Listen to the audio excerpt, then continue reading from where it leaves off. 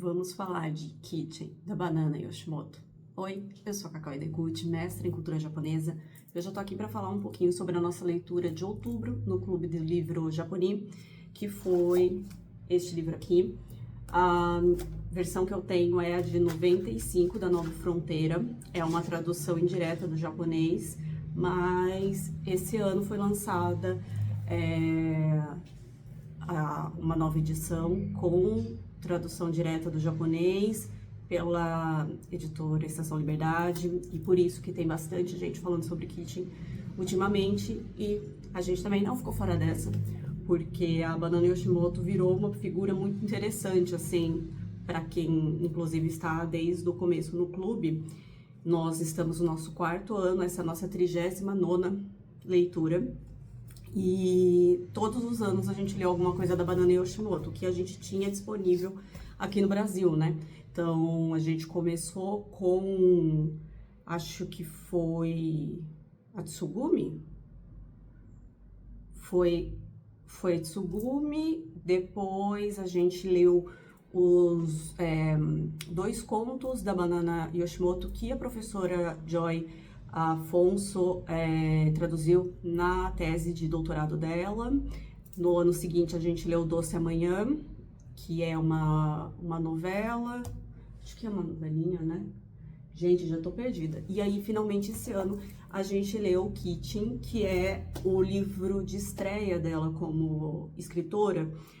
E aí, agora a gente tá sem nada para ler ano que vem, então vamos lá, editoras, tragam mais Banana Yoshimoto pra gente continuar com essa tradição interessante aqui no clube. Isso posto, né, a gente teve um clube do livro, né, uma reunião, um encontro bastante interessante, eu acho, porque a gente conseguiu reunir algumas pessoas que vieram pela primeira vez, que estavam lendo um livro de autoria japonesa pela primeira vez, outros que já tinham lido esse livro, estavam fazendo uma revisitação ao tema, e foi muito legal ver realmente como que o repertório diferenciado de cada pessoa, as situações pelas quais ela passou, ou o tipo de livro que ela leu durante a vida, ou de histórias que ela teve contato durante a vida, e também como ela observa o mundo, vão interferir de forma completamente assertiva na maneira como a leitura vai se dar, né? Então a gente tinha uma mesma cena, que foi uma cena que a gente acabou discutindo bastante durante o encontro, que foi ali aquela cena em que a protagonista leva o tonkatsu por 2 horas lá pro menino. E essa cena em específico, ela foi lida de 2 formas bem diferentes pelas pessoas que estavam presentes ali no grupo, né? Eu não tô acostumada com esse tipo de filmagem, velho. Uma parte das pessoas achou que essa cena, a existência dessa cena, vulnerabilizou um pouco a escrita dela, deixou um pouco pobre no sentido não de o livro ser ruim, nem nada do tipo, mas com um desfecho previsível, talvez, de ali um relacionamento se formando e tal, de forma desnecessária, talvez, também de acordo ali com o que vinha se desenvolvendo em torno da narrativa, da própria relação daqueles 2 personagens, né? E também pensando, putz, né? Achei um pouco demais, achei um pouco adolescente, romance adolescente, umas coisas que a gente faz, assim, que a gente só faz quando a gente é jovem mesmo.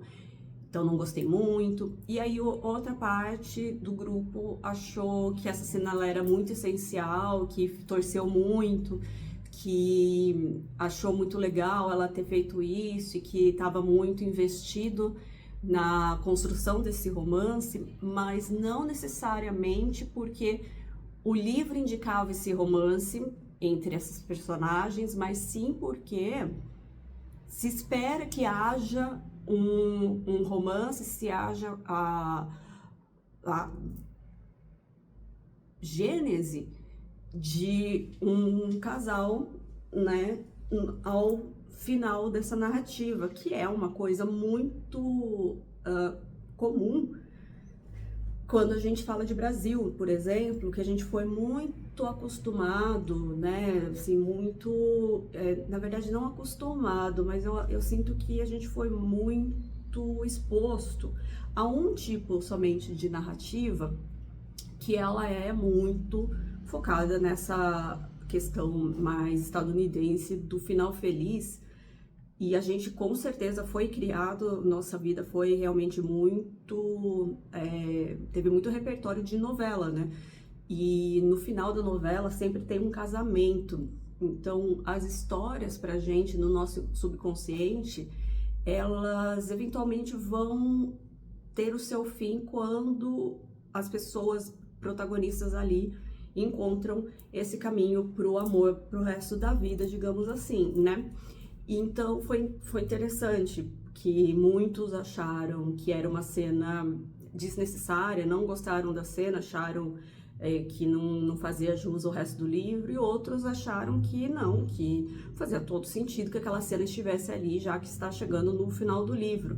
Inclusive também, como sempre, né, foi um choque perceber também que não tinha muito mais história depois disso e que se eles ficaram juntos ou não é uma grande incógnita, né?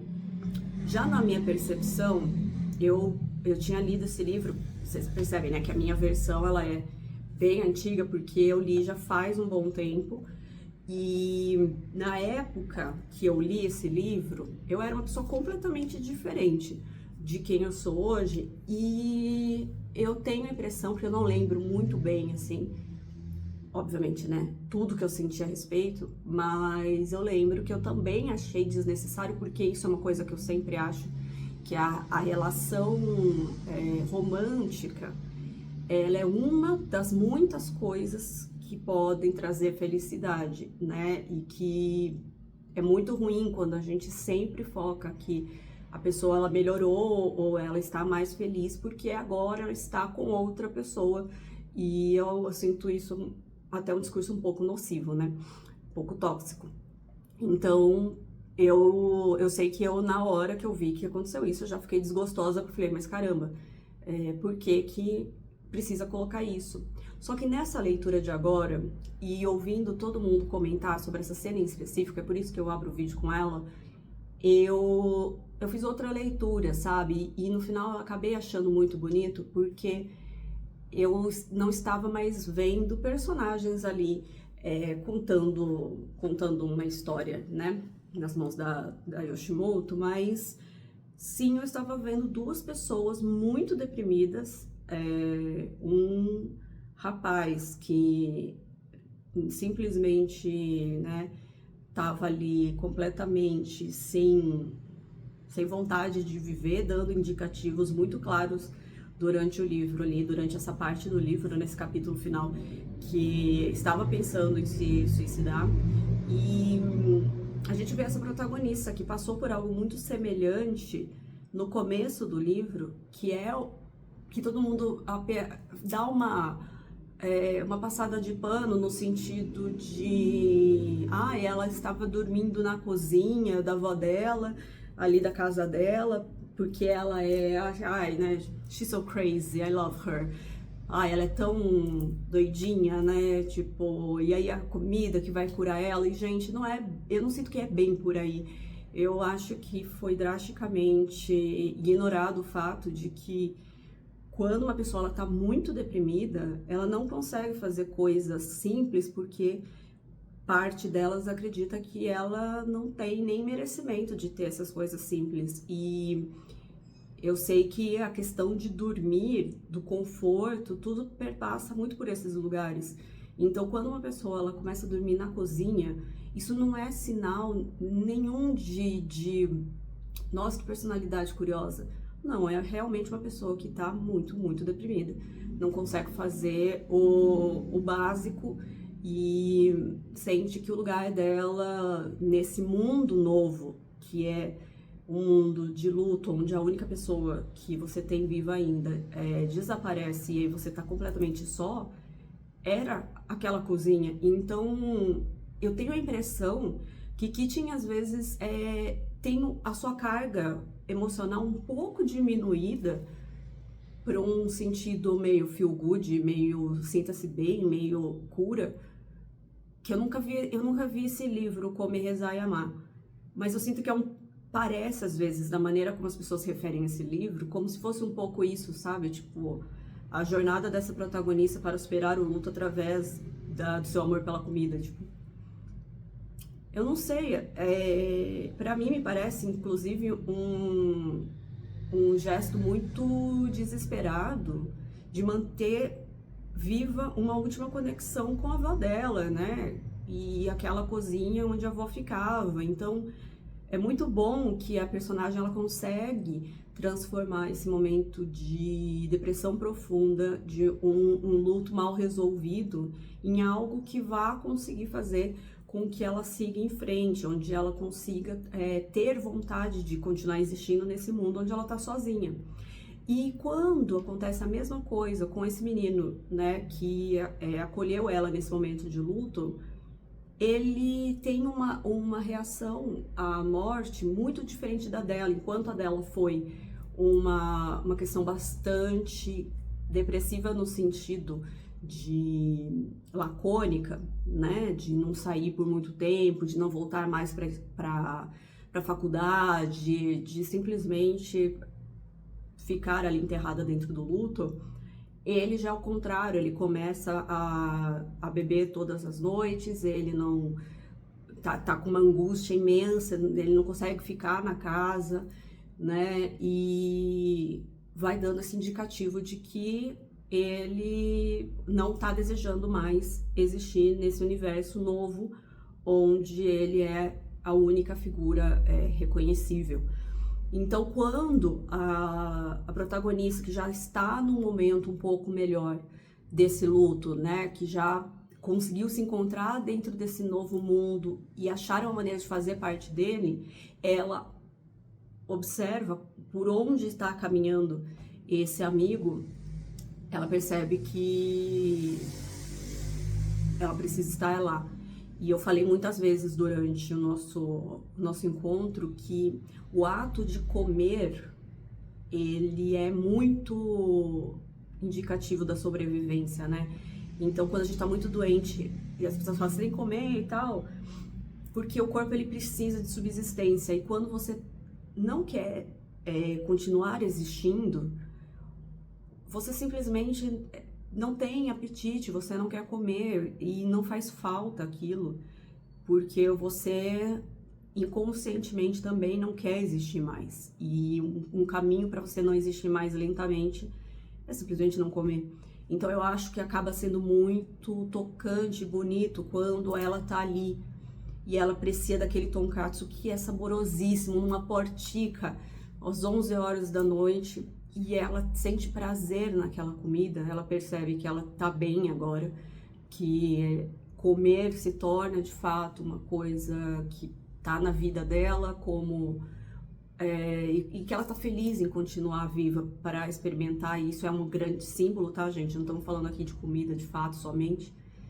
E ao comer e se sentir bem, feliz e perceber que ela tem alguém importante que ajudou ela nesse momento em que ela estava no chão, que não pode usufruir disso e que talvez não sinta prazer, mas que cabe a ela ofertar essa saída de que não é só sofrimento que vai existir se você continuar existindo nesse mundo, né? Então tem uma outra saída. E ela acaba dirigindo, né, com o taxista até outra cidade, outra província, para poder entregar esse tonkatsu. Não me pareceu também naquele momento que eu tava lendo, um gesto romântico, quase como alguém que tá cortejando outra pessoa, mas sim um gesto desesperado de alguém que tem muita gratidão por aquela pessoa, tentando estender uma mão, né, pra ele e falar, eu tô aqui, né, e por hoje só coma, sabe? Só viva mais um dia. É muito bonito, sabe? Eu acho que a banana, ela tem uma característica muito interessante de falar sobre coisas muito duras, de sentimentos muito profundos, mas também muito dolorosos, de forma bastante leve, bastante simples. Tinha algumas frases aqui que eu comentei pro pessoal, falei, caraca, isso daqui é muito bonito, dá pra ver também que é um livro de estreia, ela às vezes simplifica um pouco demais até a escrita, mas você consegue ver que existe ali uma chama de uma escritora que vai dar sequência à sua carreira de forma bastante consistente, né? Então, pô, foi uma leitura para mim extremamente especial, sabe? E também provando o quanto a gente acaba comprando livros, lendo e deixando na nossa estante, mas eles devem sim ser revisitados de tempos em tempos, porque nós mudamos muito, nosso repertório muda muito, e acaba que esses livros também mudam conosco, entendem? A sua biblioteca inteira, ela está em constante transformação, enquanto você também estiver em constante transformação. Então, eu acho que é muito especial a gente ter esse tipo de amizade que se transforma junto com você, que é o livro. Bom, a gente vai ler agora, em novembro, Uma Questão Pessoal, que é Zaburoi, também um livro ali de estresse, se não me engano. A gente leu bastante primeiros livros esse ano, viu? Inclusive, eu sempre falo que o mais impressionante para mim foi A Fábrica, da Hiroko Oyamada, muito interessante, bem contemporâneo. Ela é bem nova e publicou uma pedrada, assim, sabe, no seu romance de estreia, então tá sendo bem interessante também, né, a gente vê essa diferenciação aí entre os escritores. Como sempre, o nosso encontro é no último sábado de cada mês, precisa fazer a inscrição lá no site, pagar a taxa, e é isso aí. Então a gente vai ler o Keizaburoi e temos uma folga em dezembro, porque obviamente ninguém tem nem tempo de fazer Clube do Livro no último sábado de dezembro, né? Imagina. Então a gente vai fazer essa pausa em dezembro. Em janeiro nós voltamos, inclusive toda a programação do primeiro semestre de 2026 já está lá na nossa página do Clube do Livro. Então, se vocês tiverem interesse, podem ir lá e já se programarem para o que vocês querem ler e partilhar conosco. Eu sempre recomendo essa experiência porque é diferente a maneira como você vê quase fisicamente o livro se transformar na sua frente, sabe? Conforme as pessoas vão trazendo seus repertórios para aquela interpretação, toda a leitura vai se transformando, e eu tenho certeza absoluta, posso garantir que nunca se transforma para algo pior, e sim sempre para algo melhor. Então é isso, obrigada para quem assistiu até aqui, e vamos seguindo aí com os nossos vídeos gigantescos, com comentários pouco estruturados e sem nenhum roteiro aqui neste canal. Até mais!